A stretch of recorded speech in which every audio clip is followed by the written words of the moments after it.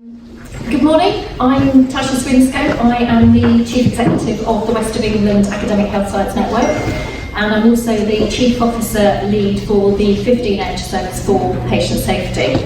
I've got two colleagues with me this morning, and as they come up and present, they'll introduce themselves as well as we go through.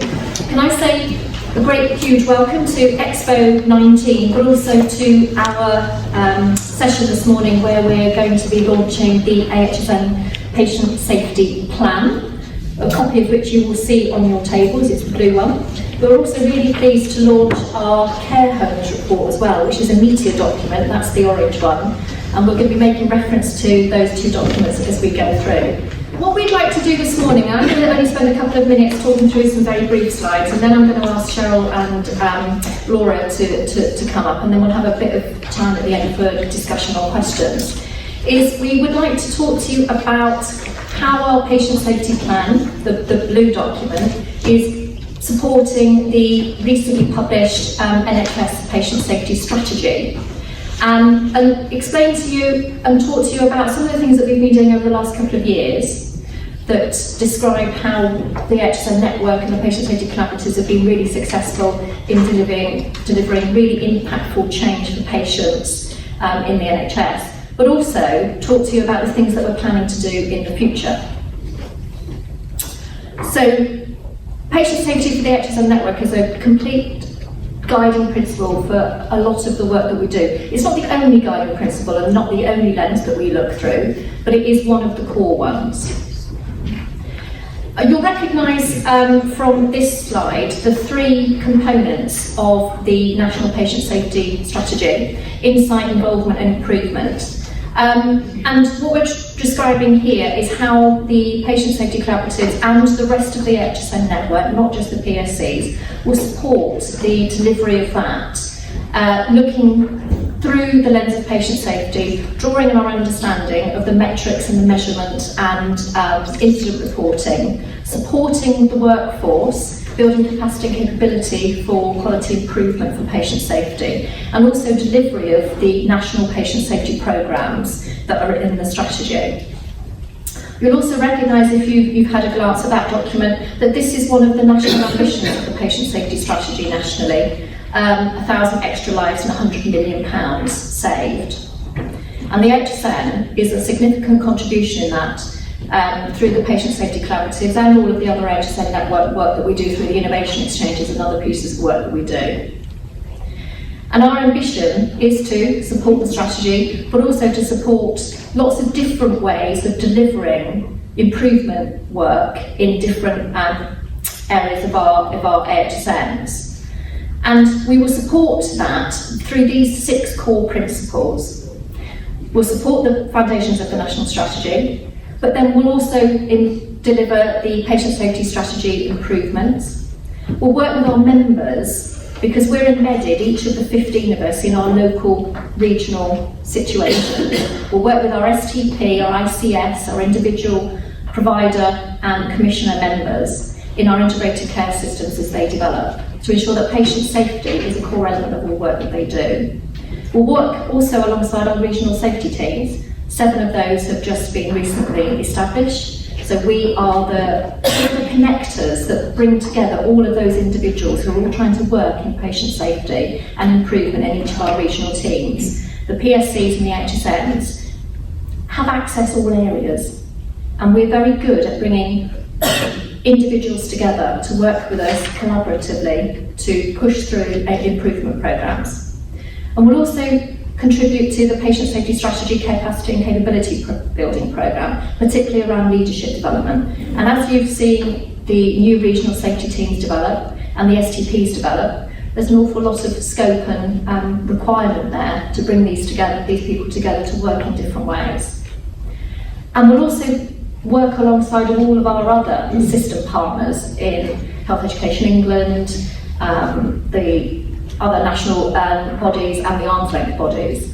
And again, because we're system connectors in each of our regions, we're able to do that collaboratively in partnership with them. And that's why we think the key element of our patient safety plan is that we can do that more than anybody else can, and we've got successes that we're now going to describe to you in Cheryl's part of the presentation that explain to you what we've learned over the last couple of years by working in that way, and how that will then support our patient safety plan going forward.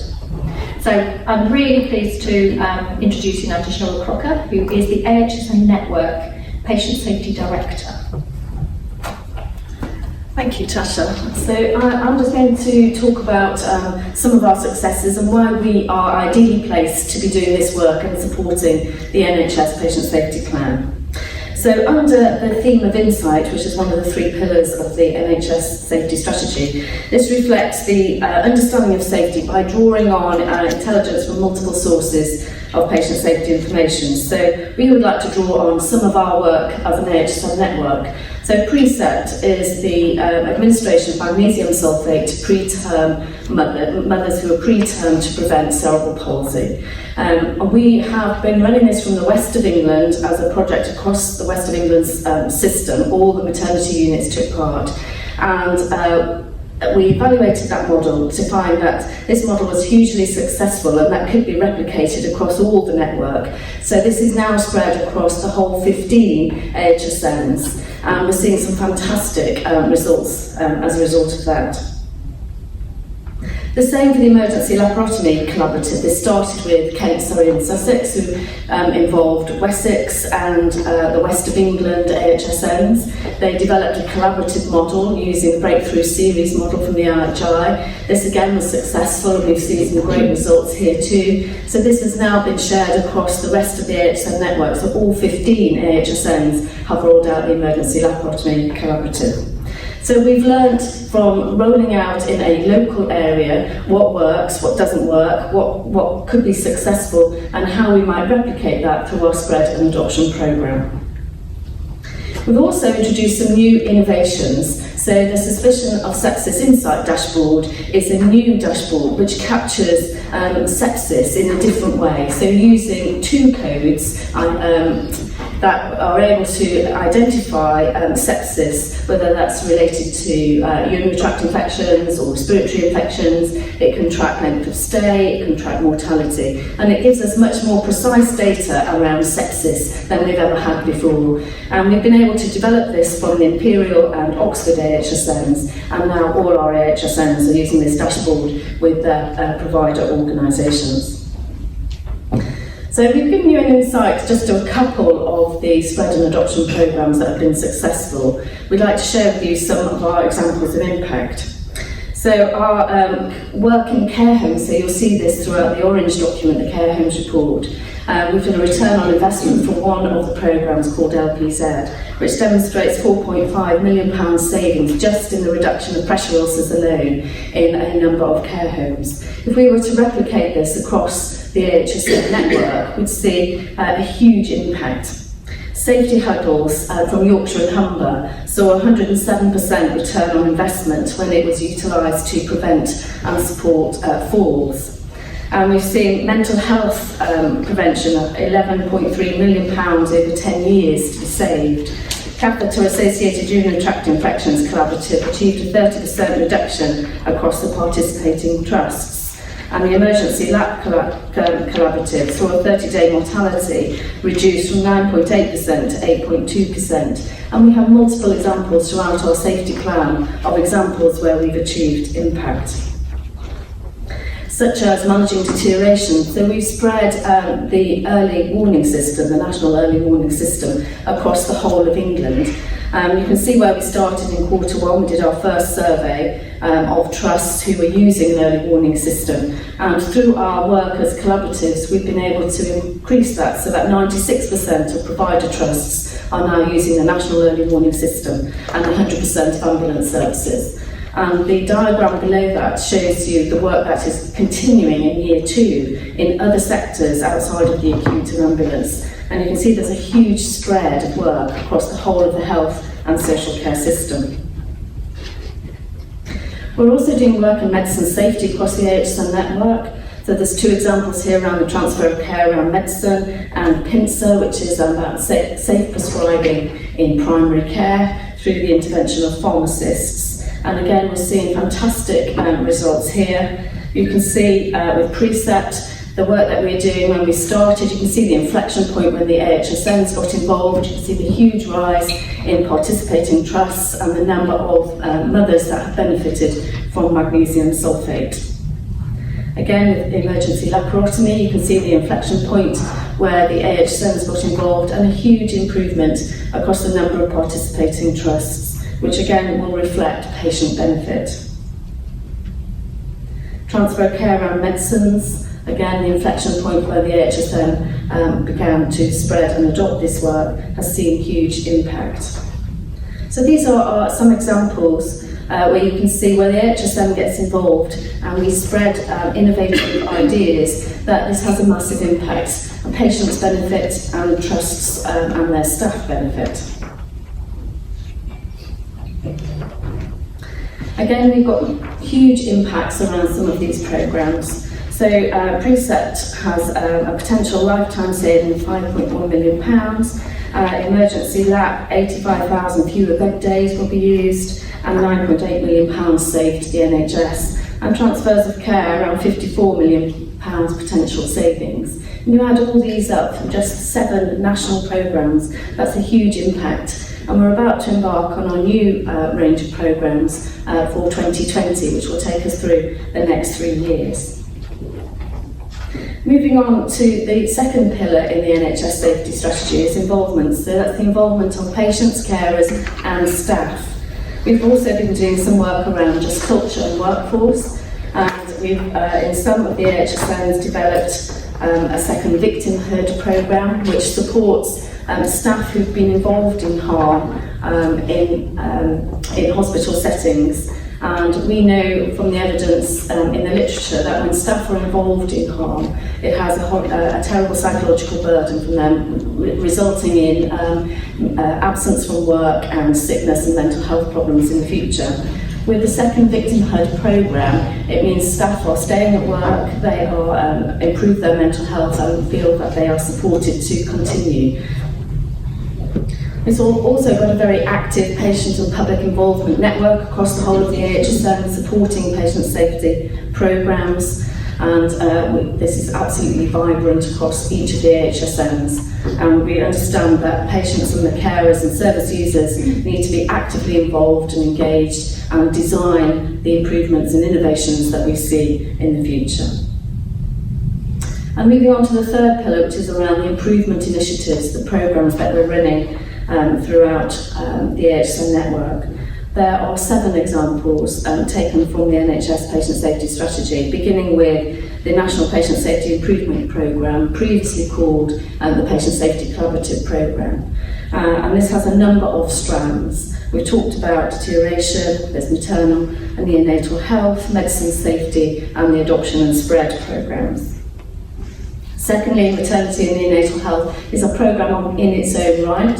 Medicine safety will reflect the medicine safety NHS strategy when that is released, but our focus is around supporting care homes in the administration of medicines. Mental health safety improvement programme, safety of older people, which we'll talk a little bit more about when Laura comes to the stand and brings that to life, and research and innovation, which includes never events. So an example of some really innovative work throughout the network has been a number of products which are based in human factors engineering to reduce and prevent never events from occurring. So the picture on your left is WireSafe. This is a human factors engineered design product which reduces the retention of guide wires when you're putting in central lines. You need to thread the guide wire through the device to enable you to open the pack, therefore to get to the next stage of the procedure, which is where all the sutures, etc. are kept. If you can't have the guide wire in your hand, you can't open the box, and therefore you can't proceed with the procedure. And the one on your right is called NIC. It's a non-injectable connector for arterial lines, and it prevents the injection of any fluids, drugs into an arterial line in an intensive care setting. So I'm going to finish there and hand over to Laura. Laura Hales works for the East Midlands Academic Health Science Network and Patient Safety Collaborative. Thank you, Cheryl. So I'm bringing this with me, so everyone will have a copy of this on their tables. And this, as Tasha said at the beginning, is what we're launching today. But I'm just going to give you a really, really brief overview of our React 2 series and our LPS project. But you can read more about that project and others. But that project's on page 14. So if you're piqued by any of that, or any of what I'm about to say, all the links are on page 14 and 15.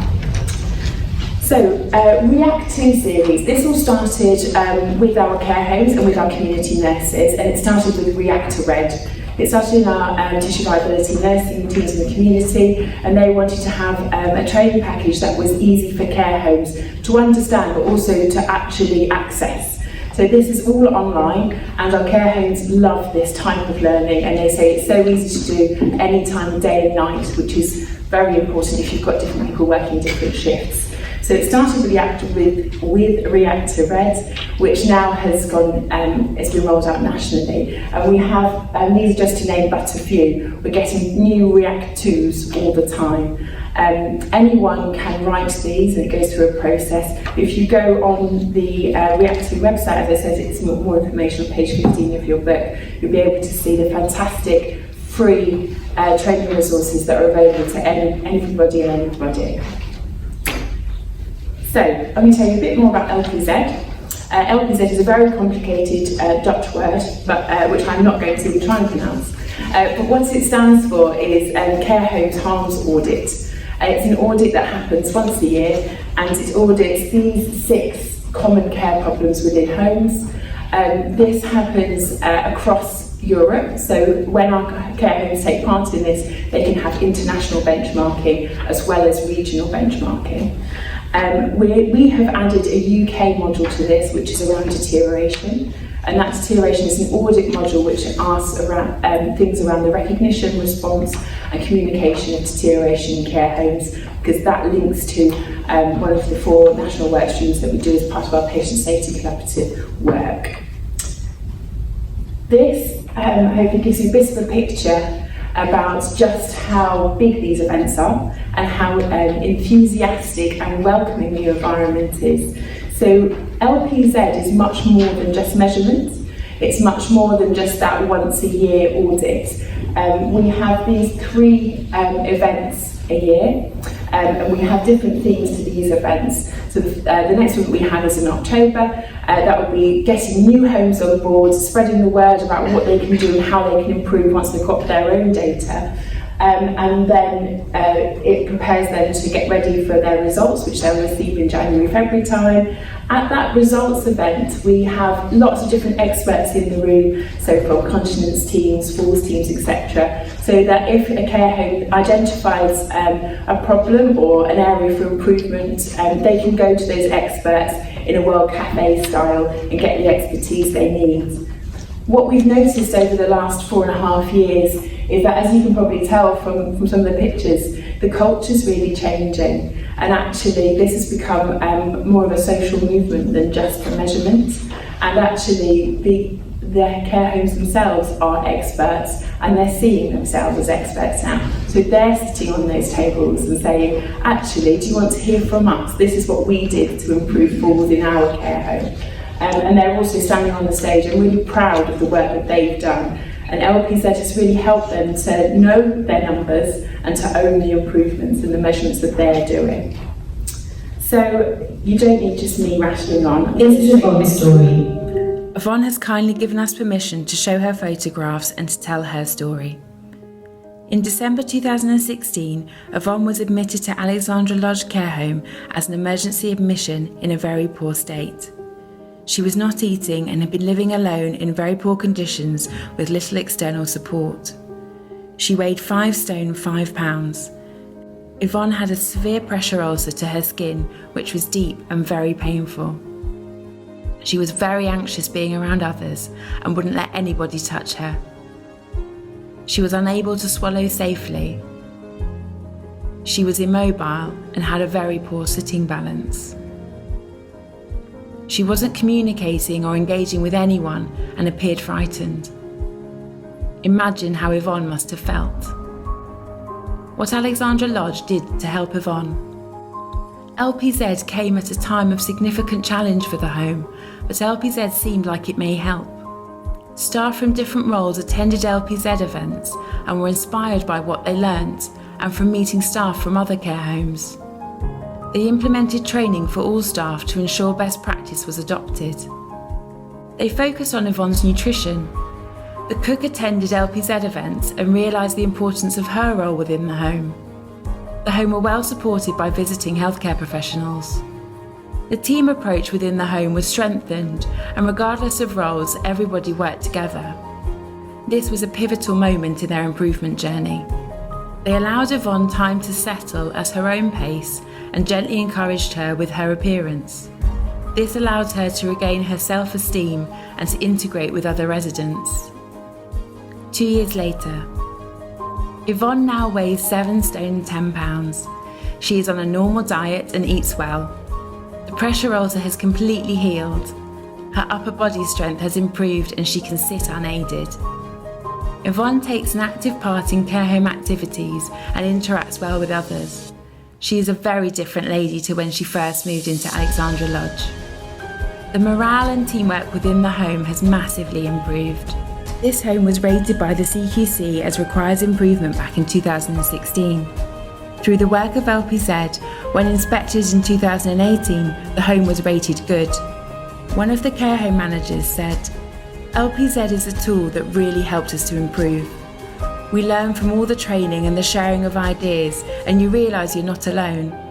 Winning awards was a massive morale boost and inspires us to keep making improvements for the benefits of our residents." The East Midlands Patient Safety Collaborative would like to thank Yvonne, her family and the dedicated staff at Alexandra Lodge Care Home in Nottingham for allowing us to tell their story.